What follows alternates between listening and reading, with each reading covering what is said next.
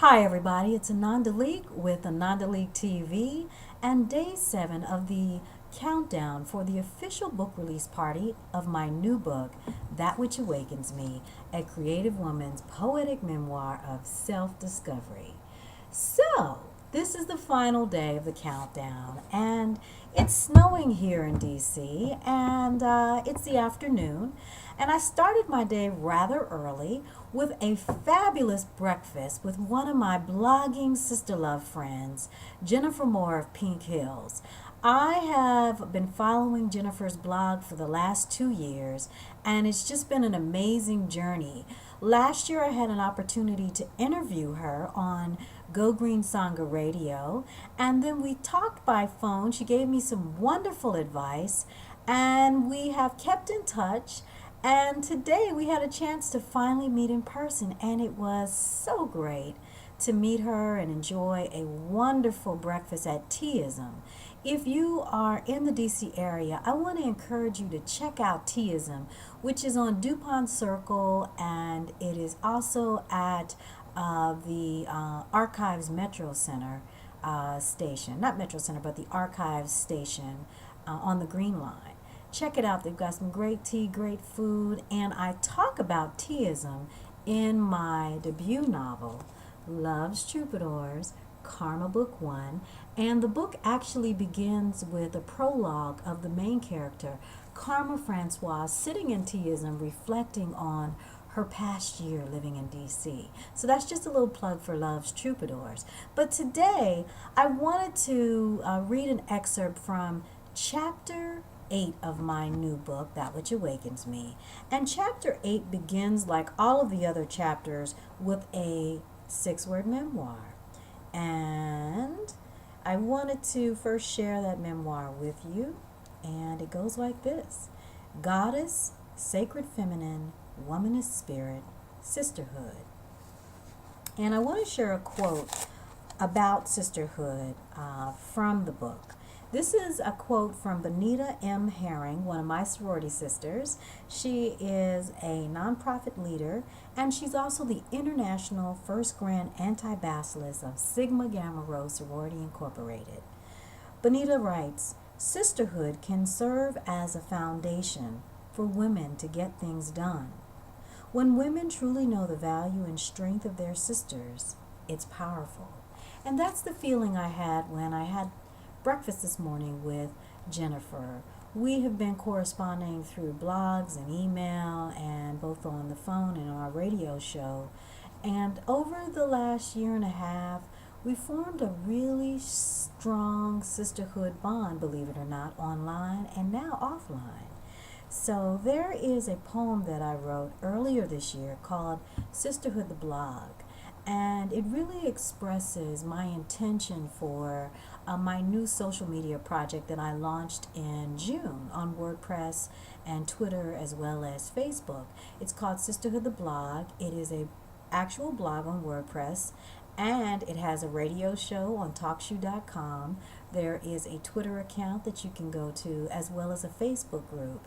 And I've had a chance to do a few things with the project by interviewing different women that I met at the Blog Her conference in Chicago in July, as well as the Blogalicious conference and the She's Geeky conference. And coming up soon, the Latino Social Media Conference that will be held on December 11th and 12th at the National Council of La Raza. And really, this poem expresses what I hope the project will do in 2010. So let me turn to it, and here we go. It's dedicated to all the women I connect with online as well as offline. Have you heard? There's a new feminine frontier where women's voices emerge from the silence without fear, shame, or judgment.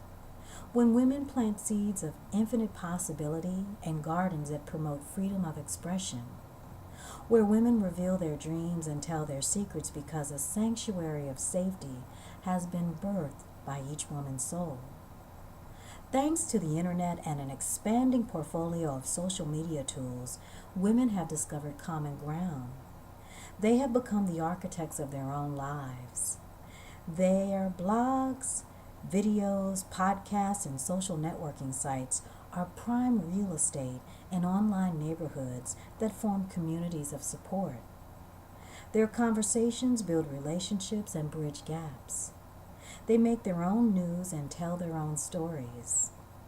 The end result is a plethora of networks that serve as launch pads for personal and spiritual empowerment, information sharing, creative expression, healthy living, new friendships, social justice advocacy, career reinvention, and business opportunities. All of their energy and efforts illustrate one truth. Women are standing in their power and reclaiming the sacred feminine on and offline. They move with a power not seen before.